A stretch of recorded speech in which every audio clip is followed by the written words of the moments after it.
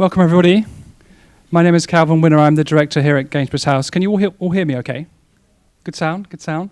Well, welcome, everybody. It's great to be here. A very exciting event before us with Katherine Jones and Joe Baring. We're going to go forward with 40 minutes of conversation, chat, and then we'll move to questions. I'll just say a few words to begin with as a way of introducing both of them. I think Katherine probably needs little introduction as our artist in residence, but I'll just say a few words and hopefully not make you blush too much because we've been so pleased to have Katherine here with us. But Katherine Jones, a celebrated printmaker and painter, elected as a Royal Academician in 2022 and widely respected as a mentor and teacher to other artists. So, as most of you will know, Katherine's had an exhibition with us for the last few months, Fine Ladies and Gentlemen, a playful response to the sensibilities of the 18th century, where humans as well as plants show off their finery and accoutrements of style and attraction. Katherine has worked with us to create an exhibition responding to the site and the 400-year-old mulberry tree in the garden. And over the last months, indeed, a residency. In fact, today, we're working all day on a collar-type workshop. Does it continue tomorrow? And yesterday. We're working, Katherine, very, very hard. Katherine, thank you so much. So I'd now like to introduce Joe Baring.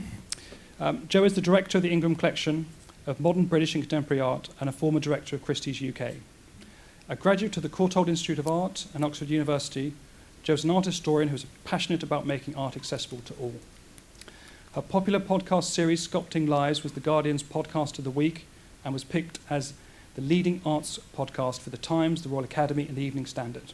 And her recent book, Revisiting Modern British Art, that she edited, was described as a game changer.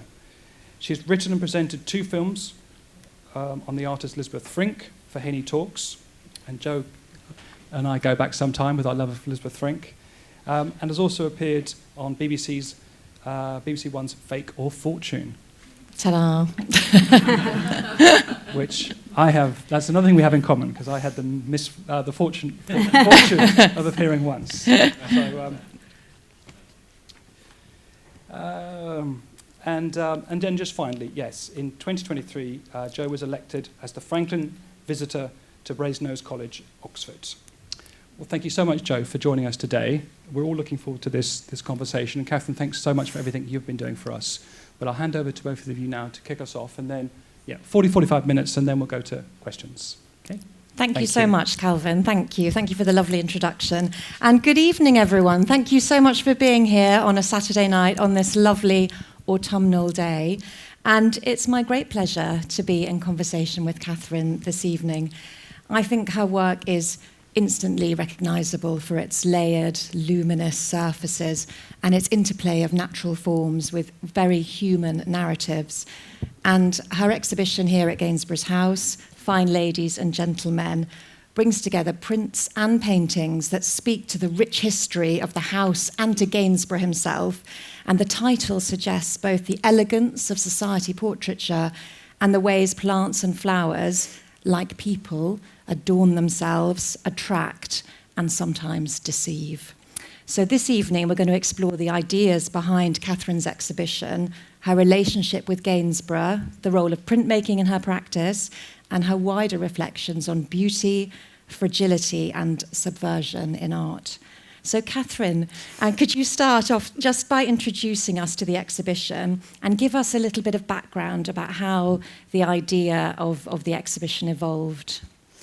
Really the show has evolved quite naturally. It's a continuation of some of the work that I was already working on prior to the show. We'd discussed having this show, and it was brought forward a little bit earlier than I thought. So a lot of the work that I was making on flowers and plants was kind of boosted and sort of bolstered by the fact that I was here looking at Gainsborough's paintings, and I was thinking more and more about flowers and how we attract the right attention, and so do they. So it was really, as you said, probably, really, really beautifully. I mean, it was really quite a simple idea to begin with, and it's evolved since I've been here. And you actually made new work as well, specifically. So can you tell us about what it's like making new work in dialogue with this historic place?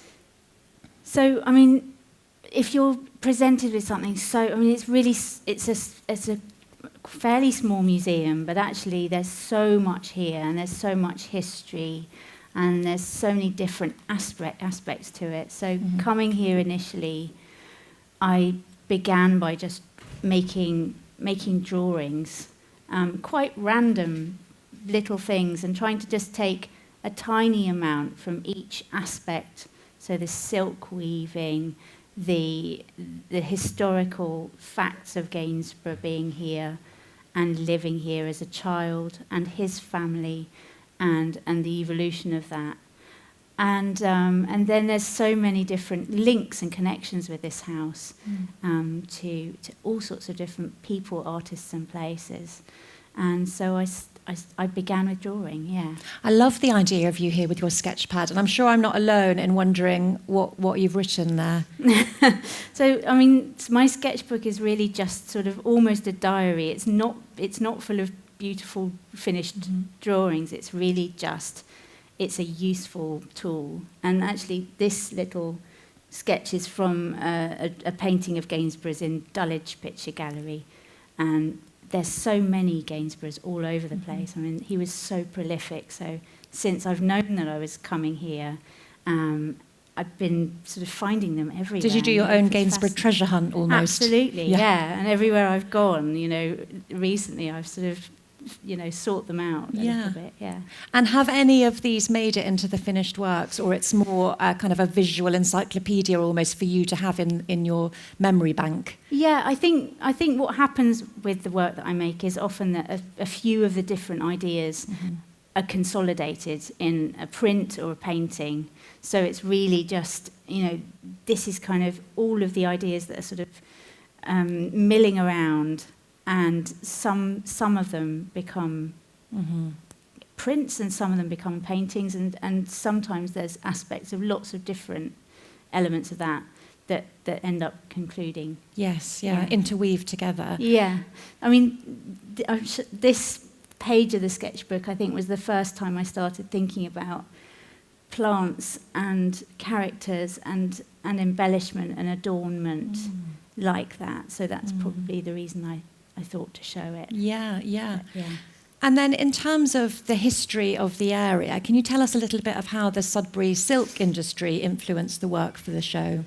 Yeah, I mean, this is a really lovely silk pattern, weaving pattern, that's in one of the displays in the house at the moment, I think, or was anyway, a little while ago.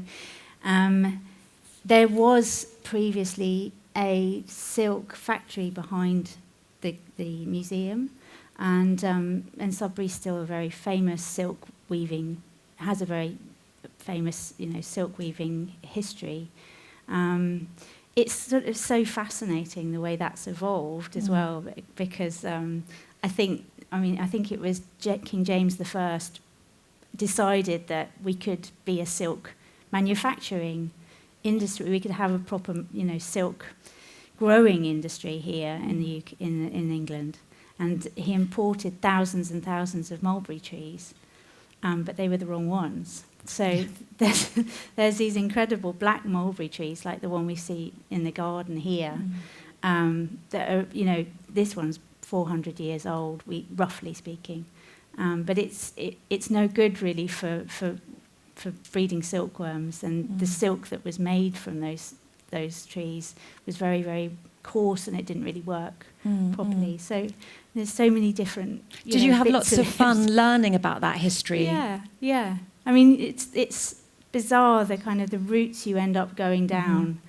It was really not anything to do with Gainsborough, apart from the fact that his family were very involved with weaving and textiles, and the house was probably used to weave.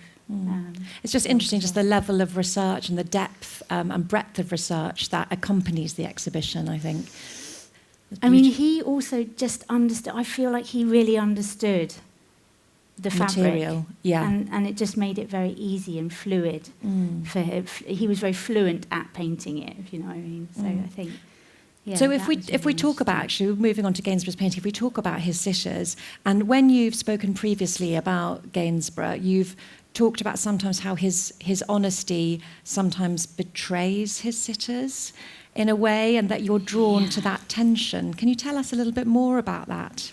Yeah, I mean, I just think he was a very honest painter. I mean, he was somebody who wanted to paint landscapes. He wanted to paint for painting's sake. And he was sort of cajoled into being a society painter. But I think because he really was a painter, you know, his honesty really comes through in a lot of the paintings that he's done. And sometimes it's not all good, you know. There's a few instances like this guy who's downstairs, who is the director of the Bank of England. And he was, I mean, this is the second painting Gainsborough made of him, because the first one he didn't particularly like, and this one was okay. But I think you can tell what Gainsborough thought about this guy without really knowing very much about their relationship. Yeah. So do you think then Gainsborough's portraits are satirical, because sometimes they're seen as aspirational, aren't they? So, or do they lie somewhere in the in-between? I mean, I think that his sitters were all hoping that they would be something that would sort of elevate their status. I don't know if he's. I mean, he was obviously a very fun guy. Okay, he had. There's a lot of stuff that's been redacted out of his letters. There's a lot of things that the family obviously didn't want people to know, that he did, and by all accounts, he had liked to have a good time. But I think in his paintings he really is quite honest, and I think there is quite a lot of that evident in his work. It must be. What's it like as a contemporary artist, not taking Gainsborough on, but responding to him? You know, how do you see your role as an artist in relation to him? Are you responding, or are you reinventing in a way? I think I'm probably just observing. You know, I'm looking at what I can take, what I'm sort of drawn to in his work. So despite loving the way that he paints faces, I would never try to kind of do that. You know, I'd never try to even rework something just for you know, a practice. But I think, you know, there's a lot of aspects of the way he did things that I've taken, that I will take with me, and it will carry on coming up in the work that I make. So that's interesting. So almost like sort of there's a translation from that to your floral contemporary works. What would you take with you then? Oh, that's a really good question. I think really, I mean, the honesty, I think, is just something that all real painters and really artists that are worth anything are looking for in somebody's work. You know, I think that's probably the thing. On a sort of ethereal basis, I think that's what I would most like to take with me. But some aspects are just things that, you know, that existed in his period, and the things, you know, the things like the ways things were made, the cuffs, you know, the embellishments, the adornments, they all relate very easily to flower forms and vice versa.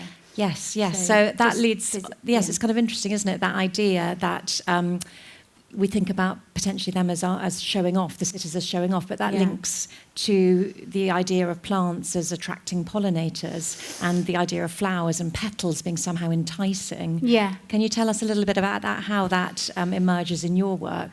Well, I wanted to show this one. It's not. I mean, this is a rough, so obviously this is from a Rembrandt painting originally. So this was something that I was responding to in a Rembrandt painting, but and this was prior to the show here, just prior to working on the show here. But it really was doing that, you know, roughs again. It's kind of making your head look a little bit like a flower, I suppose, isn't it? You know, with your your head as the stamen, and so it's very sort of direct the way I'm thinking about it. Yeah. And I think these paintings. This was also about silk weaving and the weave very close up. And these particularly, which were made for Gainsborough's house, they are sort of pleated petals. But you can see the ruffs, can't you? You can almost see them as sleeves. Absolutely, yeah. Beautiful. I mean, some of it's serendipity, some of it's, meant. Yeah. But there is a lot of that with this show because of having to bring it forward by, so quick, so much. I had to pick quite a lot of work from my existing prints and paintings, and sort of make it work in the space and with the dresses that were these beautiful silk dresses in the space upstairs. But there were obviously existing synergies between your work and Gainsborough. Before we move on to talk in more detail about the plants, actually, I'm just quite interested in what you said about almost like the mythology around Gainsborough and that idea that things are redacted and the family wanted him presented in a certain way. Is that something that you wanted to engage with, or you wanted to try and disrupt that narrative? I mean, really, the mythology is really interesting. It is a mythology. People have reinvented his life for him because there's so much that's been taken away. But I was really just trying to find out as much as possible, and in doing that, you get all of these different stories from so many different people, and they're all telling you slightly different, mismatching versions. So, yeah. Almost it makes me think, and we'll talk about this a bit later, is the idea of layering in your work, that there's all these different kind of flimsy, gauzy layers, and almost there's different stories behind each one. I think that's just something to bear in mind for later. But I just wanted to talk now about your fascination and your interest in painting plants and floral imagery. Can you tell us how that came about? It was during lockdown, was it, that you got particularly interested in it? Yeah, I'm just going to go forward a couple to so this is where it all started.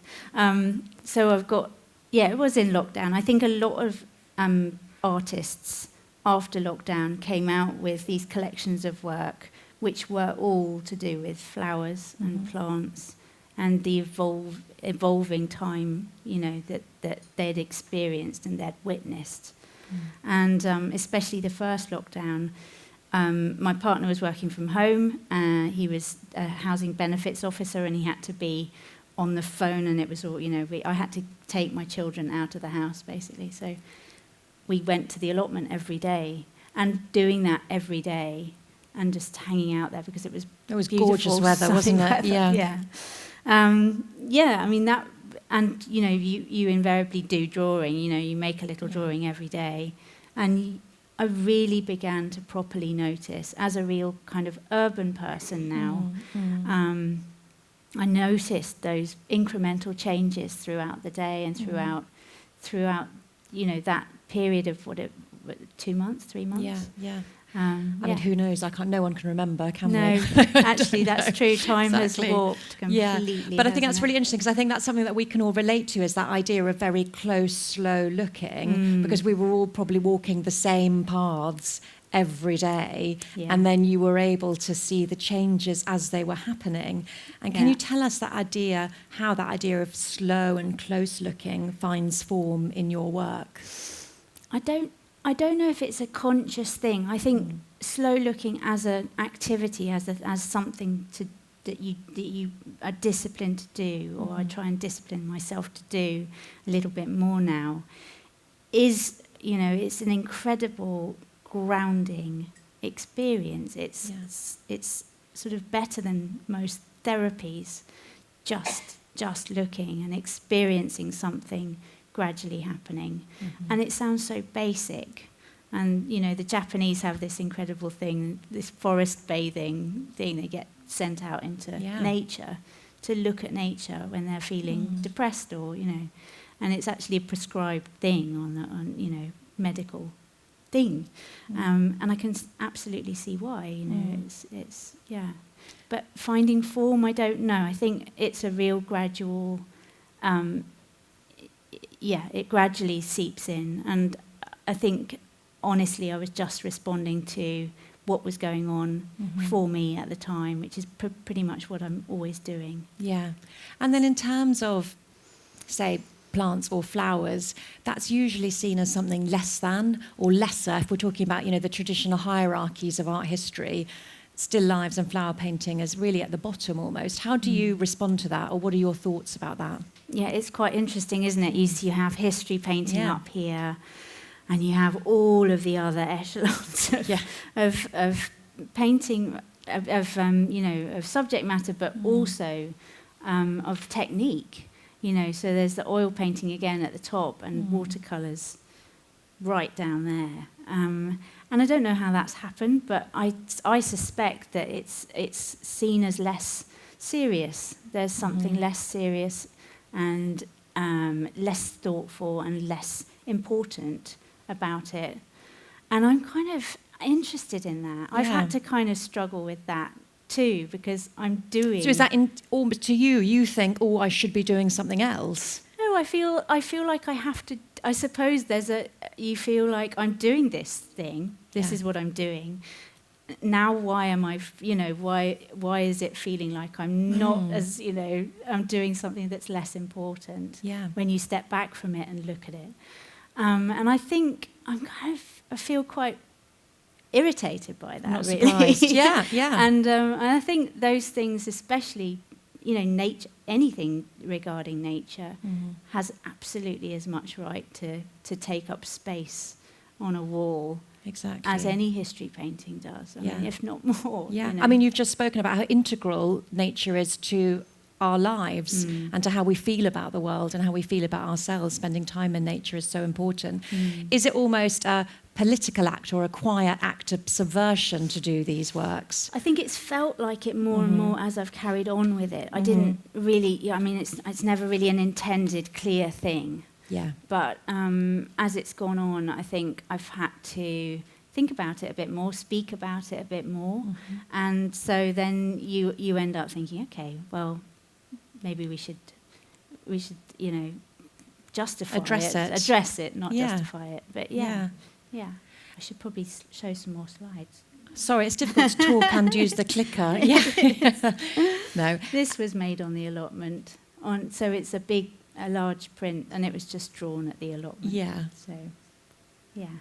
And you mentioned the idea that you said the word serious or seriousness. So how do you reconcile the idea of beauty and seriousness? And I suppose that also goes back to Gainsborough, doesn't it? With these beautiful cuffs and fabulously adorned, the silks and the dresses. Yeah. Somehow beauty is seen as less serious. Well, also, I suppose, thinking about it now, I think Gainsborough really hasn't been taken as seriously because he was a society painter, because that was seen as commercial, all of those things. So that also links in. But, seriousness and things like colour and all of those things tap in. Yeah. And beauty, of course, beauty is so subjective, but beauty is often something that people will call out and say, "Oh, I don't like that. It's too pretty. It's too beautified. It's not good. It mustn't be important. It mustn't be serious." Yeah, it's interesting that, isn't it? Yeah, that there must be some sort of pain or lesson for it to be great. Yeah. Yeah. And are there particular plants or flowers? Oh, that's beautiful. That's your studio. So this is my studio, and these are the tiny watercolours I often make before making a print. Okay. So I make lots and lots and lots of them. Yeah. On sort of scraps of paper, and they're throwaway, and they've always... No, they're not. No, absolutely, they're not. We're going to be going through your bins, Catherine. They're to feed the, traditionally I've just always made little paintings to sort of make prints from. Yes. That's how it's always worked. That's been my little rule. Yeah. But now it's changed a little bit. Well, I want to talk about your printmaking in a little bit. But beforehand, can we talk about some of the specific works in the exhibition? I think that'd be really useful. So you would... quickly just going back to the question you asked before and I didn't answer about flowers that I keep going back to. Yeah, pansies, I think, was something that I kept coming back to. And again, there's something that children really relate to. We all find them very relatable. And when you look up, all of the names, the various colloquial names that we have for pansies and violets, there are so many. And I think that's sort of testament to the fact that they are so loved. And there are, people respond to them because they have faces, they have symmetrical faces. Yeah. And actually that makes me think, are there flowers that you use anthropomorphic in any way? Well, I'm not trying to anthropomorphize them, but I think it does happen, almost by mistake. And and we're always looking for the human form in things, aren't we? Our brains are geared to do that. True, whether it's patterns or anything else. Exactly, or clouds or anything. Yeah. And so can we talk about some of the specific works in the exhibition? Yeah, so I mean, I feel like we've gone through the slides a little bit already. Yeah.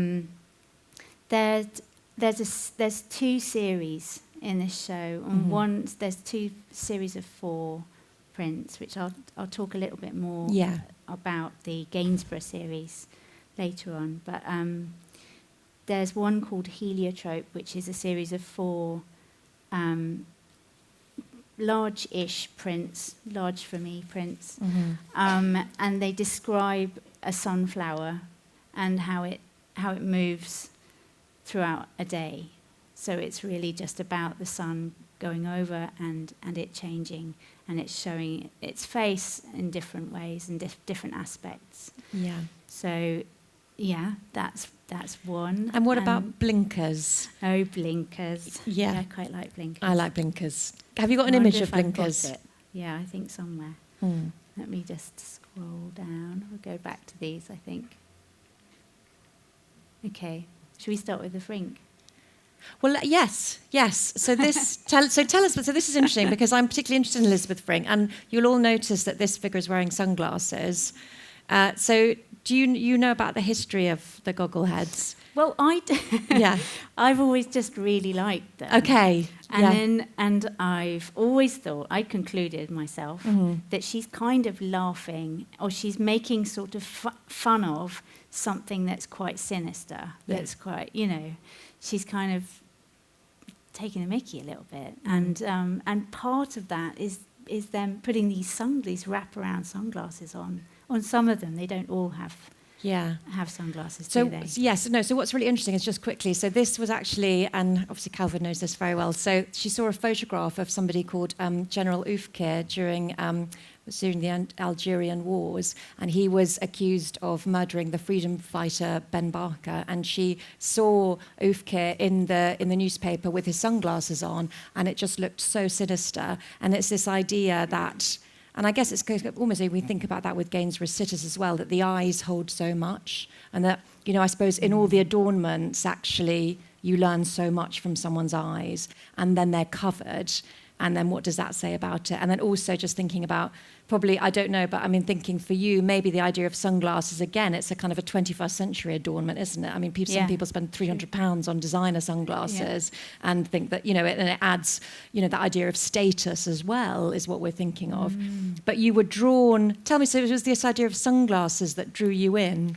Yeah, but I mean, I didn't realise until I read about them specifically, which I did after making the blinkers paintings. I didn't realise how sinister she had intended them to be, because there is something quite comical about sunglasses somehow, and I think it's because of the way they've been used to kind of make people really look cool, and you can either get away with it or you can't. No. And when you can't, it's just like wearing sunglasses inside, isn't it? I mean, right, exactly. Yeah. I was thinking about these. I love Frink. Anyway, I just think she's absolutely brilliant at pretty much everything. But as a printmaker, she's she's, fantastic as well. So this is Blinkers that's in the show. and previously I'd made a tiny little painting. That's great. I love that. Called Blinkers. And this feels much more comedic. Yeah, I suppose it is. It's sort of funny. And I think I really love that when humour can just creep in, not too much, but just a little bit into painting or any art, really. Yeah. And also it's kind of poking fun at how we present ourselves. Exactly. Yeah. Which again links back to Gainsborough and the poor man with his straining outfit at the beginning. And then what about the mulberry tree? The 4-panel mulberry tree print is just extraordinary. So tell us about that. So this mulberry tree is in the garden. It's been here for 400 years, and I just find that extraordinary that it was here as a well-established tree when Gainsborough was here, when he was living in the house. And it's just been propped up, and it's been, there's little props holding it up, and it's been pollarded and all sorts of things just to keep it going, and it's in absolute rude health. It's a beautiful tree, and it's, just looking at the structure of it and looking through the structure at the house was one of the first things I did when I started drawing for the project. Yeah. And that resulted in this another 4-panel print. So these are the kind of drawings I mean. They're just very, very, very basic, just trying to get the structure of it. And then also the leaves, which have this kind of repeating, lovely repeating kind of movement to them as well. Yeah. So this is the studio. This is sort of typically messy studio with lots of different things going on, but you can see that the plates at the bottom and the first bits of the print kind of coming. So they begin as very basic things, and then I start to paint on them, and then make extra layers, extra prints to be printed together. And this is the result. This is the 4-panel print that's in the entrance to the garden, basically, here. But it's sort of describing the mulberry tree and these repeated sort of leaf motifs, which, I'm sort of thinking about how long it's been here and how many summers and springs and autumns and winters it's gone through, it's repeated through. And then through it you can see the house, and then there's little kind of nods to Gainsborough's paintings, to Mr. and Mrs. Andrews, and a painting of him and his wife, which is sort of partially obscured, and then some figures which could be anybody. It really is beautiful, and so difficult to work across 4 panels like that to make one narrative image. It is. I think the main problem I have is space, and for a printmaker there's always this issue of having the equipment work, big enough. So I need a big press. I've got a fairly big press, but I really would love a much bigger one, and I would love help, and all of those things, because it's quite a cumbersome job printing this large. Let's talk about your printmaking now, actually, because it's interesting that you're both painter and printmaker. How do they sit within your practice alongside one another? Well, traditionally, I've always just made paintings as kind of preparatory work. I'm really a printmaker, and I really feel like that's my main job. Right. And I think in some ways that's a kind of arbitrary decision, that you make these rules for yourself, you set parameters so that you don't go too far off-piste. Yeah. But because I was doing so much painting, and gradually I was just spending days doing that, and it quite organically started to happen that I tried a little bit of panel painting, and that has now become quite an important thing for me. And I've really enjoyed it. What is it about printmaking that first attracted you to it as a medium? I think because it feels like a conclusion often, so I could pour lots of different things into it, and it does feel, it's difficult to describe, but it feels like it's a finished thing. It's a finished object, or although it's actually quite fragile, it's always on paper, or for me it is, and you know, they're quite relatively cheap compared to paintings. They're less. It's that idea of important. hierarchy. Yeah, interesting. Yeah, we've all got a chip on our shoulder. We're all printmakers. Yeah. Why aren't we taken more seriously? Yeah. So there's yeah. And you said that before you would only ever let yourself use a painting as a basis for a print, but now they're allowed to exist on their own and have their own life. Is that difficult for you to let them have their own life as a painting? What's been really hard is occasionally when you sell a painting, you don't have a copy. Yes, of course, so you're used to having, yeah. So that's been tricky. I don't know. Yeah, painting and printmaking do coexist, and there's lots of things that you can get from a print that you can't get from a painting. Like there's what? Lovely embossed lines, gorgeous flat tone. You know, there's all sorts of ways of getting those to happen in a painting, but they're much more laborious. And actually, in a print, you can do things like that quite quickly. Yeah, but also painting must offer you something that printmaking can't. Yeah, absolutely. You get that sort of incised impasto. That you get that lovely mark, and you get the history of the brush marks underneath your. Yeah. You know, you get all of that history that's evident. With a print, you get rid of that, and you can't see it anymore. You don't necessarily see the marks that you've made. Underneath the marks that you've made over the top, kind of thing. So. That leads me on actually just to the final few questions that I wanted to ask you, because I'm just conscious of time, but really thinking about that idea of layering, which feels very essential to your practice.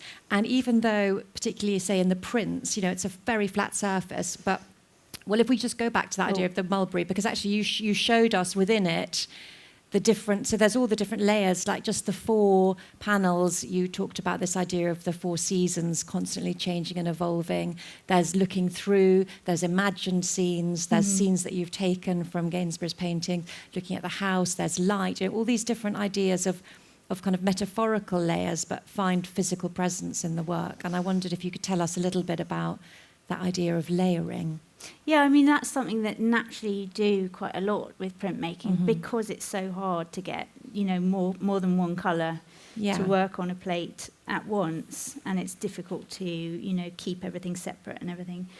So you naturally do have to work in layers, and so, yeah, I mean, it really does feed in. And I think because you have to think through what your next move is so thoroughly, and try and anticipate so much, then, naturally the layering, I mean, I did start off with the tree, and then the background was sort of fed in, and that was the way it worked. It went that way round. It's probably the wrong way round, you know, but that's how it happened. Yeah.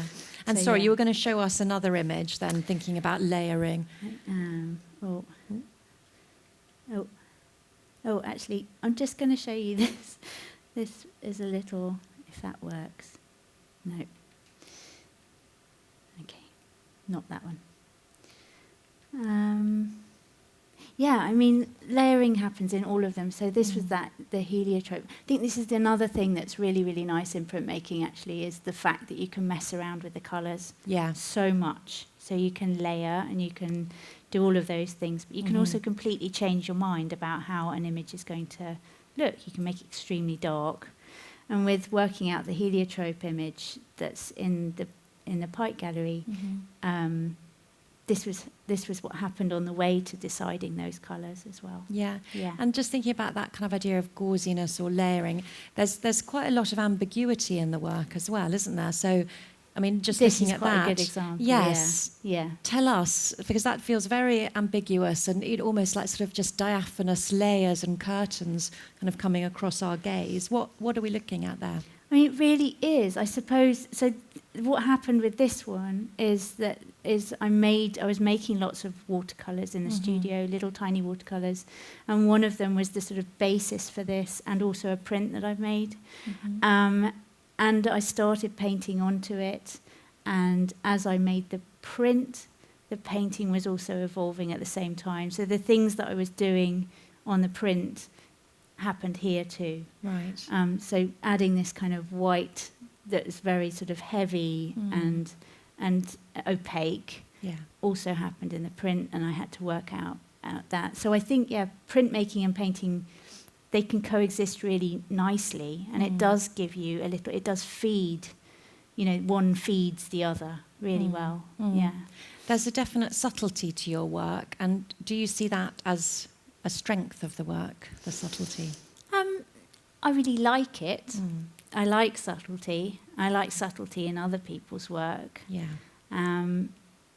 I wouldn't say it was a strength or a weakness. I mean, I think, if something works for me, I'm happy with it. I also quite like bold graphic mark making as well. Yeah. It's just how it sort of comes out. Yeah. And just thinking just finally about your palette, it also feels quite, and I hesitate to say this, but also slightly, feminist in a way, thinking about flowers. It's lighter. Is that something that you've embraced or actively thought about? Yeah, I think it is. I mean, I would call myself a feminist, and what I mean by that is, equality, having equality, or aspiring to have equality of the sexes. And I really think, it may never be as good as we want it to be, but I feel the same way about media, and like we were talking about the hierarchies. Yeah. I feel like that's quite arbitrary, all of it. I think it shouldn't really exist. So when I'm sticking up and saying, talking about feminism, I'm also really, what I'm talking about is equality for everything, including the ways we make paintings, because that's what I do. So. And I think that's a brilliant way to end. Thank you, Katherine. Oh, thank you. Thank you for sharing such generous insights into your process and your work. Thank you, Jo. That's really kind. No, Thank you. Thanks, everybody, for coming.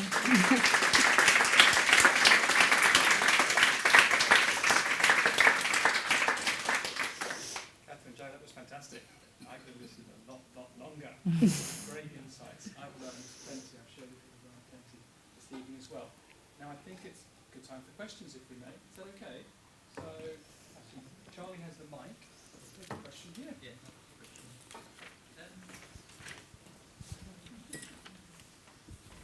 I'll lay my cards on the table because I'm a practicing artist, painter and printmaker, and your work seems to be a lot about visual pleasure, but it seems that the art world now, because I've had quite a lot of experience because I've been working for a long time, is a lot of the work you see and a lot of the competitions, a lot of the exhibitions seems to be very issue-driven from a political point of view, as opposed to just experiencing the world and celebrating the world.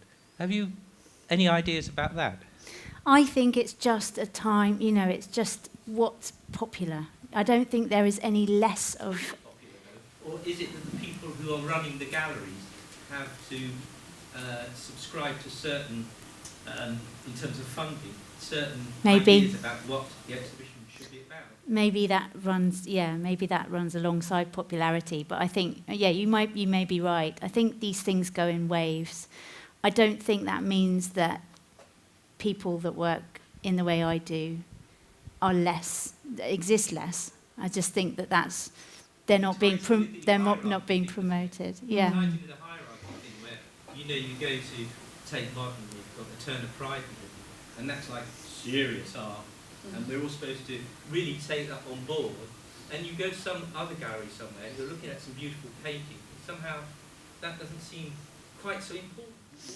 I was looking at the Turner Prize shortlist actually today, and Mohammed Sami. Yeah. I think his paintings are all of those things. I think they're visually just so beautiful, and they're just so. Yeah, I mean, okay. So that aside, I think these things. Honestly, I think it's just a wave, and you've got to ride it. I think there's somebody will always be less popular because they're a painter for several years, and then much more popular because of the same fact a few years down the line. But it does have an important impact on some artists' careers, doesn't it? Because financially, if you become less popular or you're dropped by your galleries, you lose your income, don't you? So Yeah. it does have serious effects. Absolutely. So if you become unpopular or unfashionable, Yeah. you suffer, don't you? Yeah, I find that equally as annoying as you do. Yeah. Thank you for the question. Next question.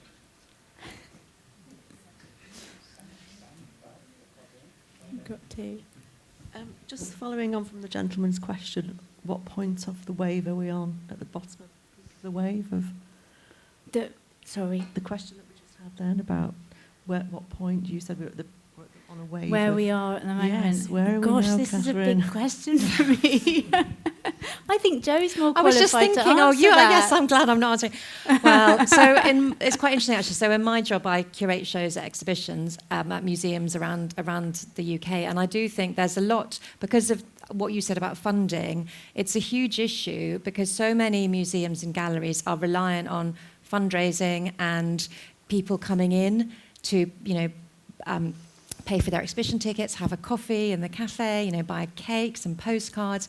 And it's kind of like, there does seem to be an issue with something that is popular and something that might be more serious. And that's what I want to discuss with you, is this idea of, it's not beauty versus seriousness. I think, that's what I was trying to get across in our conversation, is that it can be beautiful and important.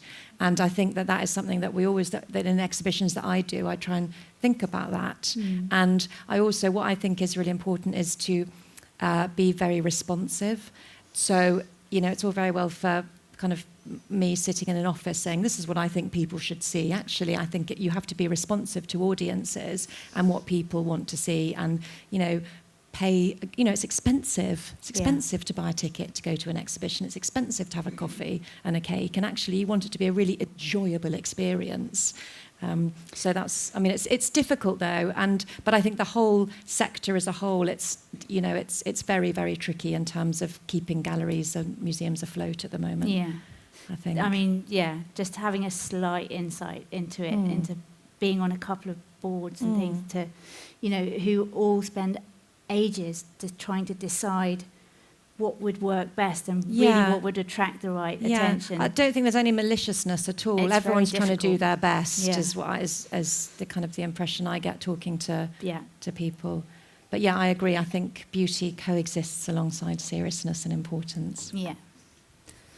You answered that beautifully. I'm not sure I can add very much. I mean, in terms of institutional perspective, I think clearly contemporary art now is so expansive, but I think social issues and activism have become very prominent in contemporary art practice. But that's not the only route. I think the real joy in contemporary practice is so varied, actually.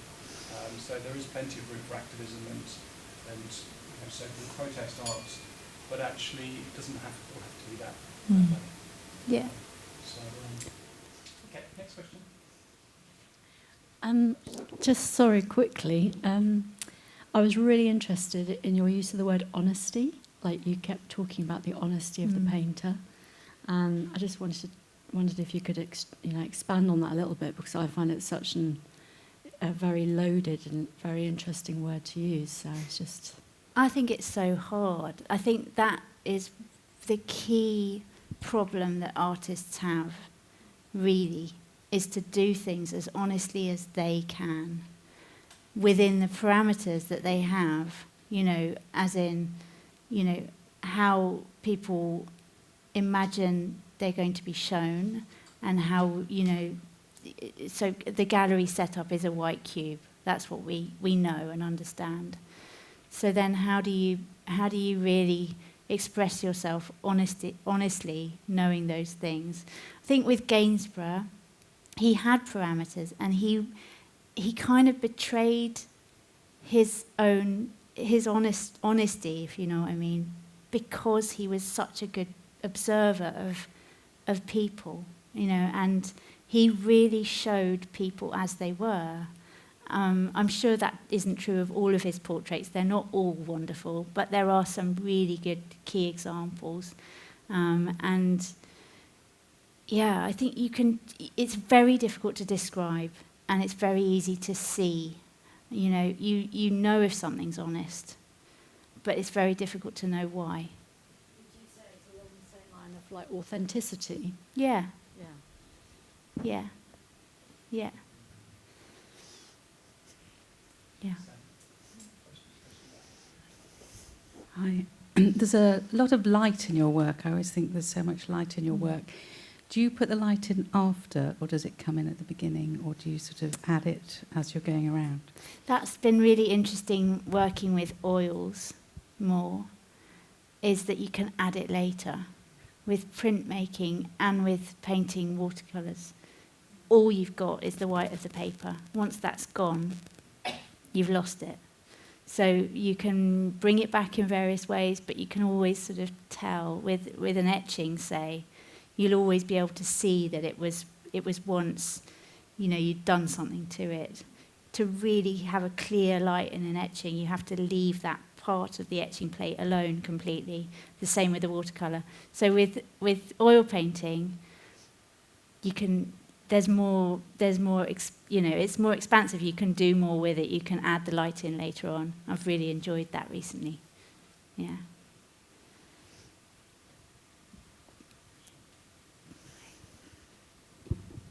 Hello. I was interested in the piece with the rough that you mentioned that you looked at Rembrandt prior to working on this show. I was wondering if the Old Masters, if that was something that struck you in a painting that you'd seen that you decided to then make a piece of work about, whether you look at Old Masters generally when making work as inspiration, and if there's any other artists that have had a particular influence on your work. I mean, Rembrandt is just, for printmakers, Rembrandt and Goya are just like, you know, if you don't study them, you're missing out. So yeah, then you end up going to seek out Rembrandts, and I find Rembrandt really interesting as a portrait painter as well. I feel like almost every portrait I've ever seen of Rembrandt's is a portrait of himself. I think he always paints himself. So yeah, I look a lot at other painters, but I also really, my key influence has probably been Prunella Clough, and I think that's true for a lot of painters, a lot of printmakers. And again, she was totally, or you feel like she was totally authentic. She started quite sort of, she did a very figurative painting initially, and then moved right into abstraction. And I think just to do that just proves an authenticity that exists there, and her paintings are just great. I don't know. It's difficult to say why, but yeah.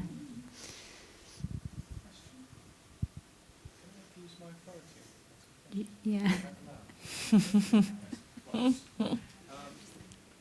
Okay. Yes, I was wondering. I mean, it's been fantastic to have you here this summer as our artist in residence. It's been great to be here. Thank you, Cal. But I mean, perhaps ideally, you would have come and then we'd have had an exhibition in 6 months' time, and you'd have produced some work.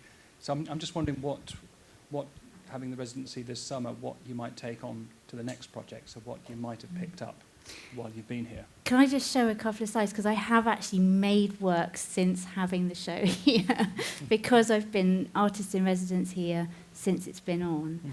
And so I've sort of continued to do the work that I thought I was going to make, had I had longer. I don't know if I'll be able to find it, but if I can. So these were monoprints that I was making in the studio. It's a brilliant print studio here. And I might be able to find somewhere back here. Oh yeah, here we go. So looking at, so this is an exhibition that's come on since I've been here. It's a really beautiful show, curated by lovely Emma and Mao. Yeah, this painting is just a stunner. It's a wonderful Gainsborough painting, and it's, you know, you can't get away from it. There's a reason why everybody photographs it and is obsessed with it. And I really loved, you know, I was trying to sort of figure out what it was that I really loved about it visually, and it was sort of, I think, you know, what draws your attention initially is her hat and the way it's placed and this tiny little bit of shadow. And so I tried to translate that into a painting of my own, not as grand or large, but I suppose that's how my brain is working in terms of translating one artwork into an artwork of mine. It's quite bizarre, and she's been translated into a flower, but that little bit of shadow on her forehead is there, and the hat is there, and the same has happened. What sort of scale is that, out of interest? It's Is it just small? Yeah, I imagine it really small. Yeah. Yeah, and these are Reynolds and I can't remember his name. Lovely Romney paintings. Again, there you go. That's the Romney painting. And again, I really loved her hat, but I specifically really loved just that very sharp shadow that you probably can't see very well, but that exists between the edge of the ribbon and the rest of the hat. And that was translated again into another very small scale Lovely painting. So that's been happening. Yeah. Thank you. Thank you. Any more questions? Yeah, we've got one here was first.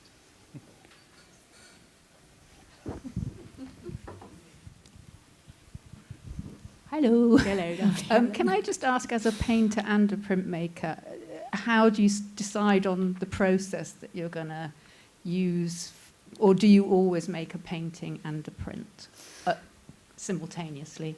No, I don't always make a painting and a print. I think you just have to feel what's right, and I can't really figure out what it is that makes me think this is probably right for this composition or this painting, or this way of making it. But often one thing gets made one way, and then a few years later it will be translated again into something maybe larger or even smaller in a different media. And I quite like the fact that you're allowed to do that, that's okay. Working on series of work for specific things is always quite difficult.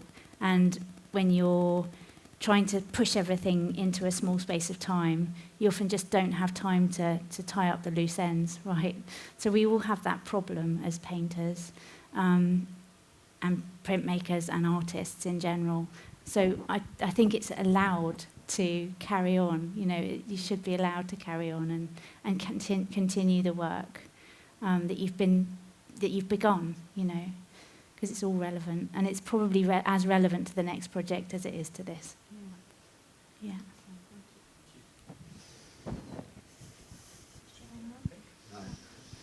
Hi, I'm not sure if it's an appropriate question, really, but whilst you've been talking, particularly when you were talking about beauty, which came up as an issue, it made me think. I've been thinking about Winifred Nicholson's paintings, and you haven't mentioned her, and there's no reason to do so, but I just wondered whether you had a view on her paintings, because they are coming to the fore again, and they're, those discrete flowers just sitting in little vases on windowsills. There's nothing political about them, and yet they're completely compelling. They are. And because of what we've been exposed to, in terms of maybe political art or something, they look even fresher than when they were painted, let's say, 50 years ago. Or something. No, I agree. But we're seeing them with different eyes, each generation or each era, and when I've seen them, in the shadow of Ben Nicholson, suddenly you're seeing Winifred Nicholson as this wonderful, unique painter. And they've got a contemporary relevance now that's quite different from the relevance they might have had when she was painting them in Northumberland or wherever it was. True. So have you got anything to say? So I remember I worked at Kettle's Yard while I was a student at Cambridge, and not proper Cambridge University, I have to clarify that, Anglia Polytechnic University, where they did a beautiful printmaking degree. But I worked at Kettle's Yard during a amazing Winifred Nicholson show, and I remember very, very clearly noticing the way she used refracted light, and also the light coming through things. Like there's a painting that I think was in the show, and certainly is very, very famous of hers, of Narcissus on a windowsill with a tissue paper, around them. And that light is very interesting. I just think she's an incredibly good observer of light and form. I really think that's... And then she just translates it through her eyes into the way she wants to portray it. And she's just, again, very, very honest. She probably was. My mum was also a very big fan of hers. So I think that we probably had prints, clay prints of hers when I was little. But yeah, she's a fantastic artist. I love her paintings. There was another thing, that very long portrait that you showed, I'm not sure if that was a Gainsborough, but that just now. Oh, yeah. I mean, she was obviously 10 feet tall. She's huge, yeah. And sort of, again, thinking about, like she's been stretched like an El Greco would have stretched a human figure. She's got these tiny feet, you're sort of going up into the knees, She must have been, obviously it's a huge exaggeration, but it's just so alarming and so evident that she's been stretched. And yet, I suppose at some point they must have thought, well, that's just a beautiful, normal woman. I mean, not with her, but another painting in that show, it was made specifically quite stretched, and it was because he was anticipating having it hung very high at the Royal Academy, so that people would look at it and it would be, it was quite interesting. Well, this one, I mean, I agree with you that it is, but Lady Briscoe, yeah. She must be 10'6". I mean, I mean, she looks like an impressive character.